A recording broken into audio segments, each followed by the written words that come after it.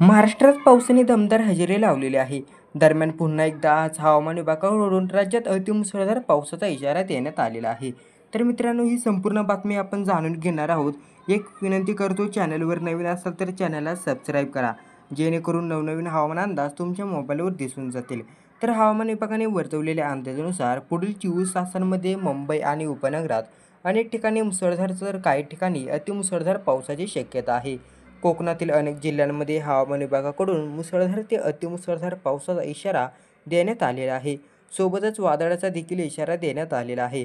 मध्य महाराष्ट्रातील जिल्ह्यांमध्ये घाट भागातील तुरळक ठिकाणी मुसळधार ते अतिमुसळधार पाऊस पडण्याची शक्यता आहे. हवामान खात्याकडून या भागात येलो अलर्ट हा जारी करण्यात आलेला आहे. उत्तर मध्य महाराष्ट्रातील जिल्ह्यांमध्ये तुरळक ठिकाणी मुसळधार पाऊस पडण्याची शक्यता आहे. उत्तर मध्य महाराष्ट्रात विजांच्या कडकडाटासह पाऊस पडेल असं हवामान विभागाने म्हटलेले आहे. दरम्यान विदर्भातील जिल्ह्यांमध्ये तुरळक ठिकाणी विजांच्या कडकडाटासह वादळ, सोसाट्याचा वारा आणि मध्यम पाऊस पडण्याची शक्यता हवामान विभागाकडून वर्तवण्यात येत आहे.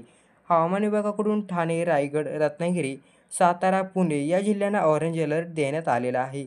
तर पालघर, मुंबई, सिंधुदुर्ग, नाशिक आणि कोल्हापूर या जिल्ह्यांना पावसाचा येलो अलर्ट हा देण्यात आलेला आहे. उर्वरित महाराष्ट्रात ढगाळ वातावरण राहील असं हवामान विभागाने सांगितलेले आहे.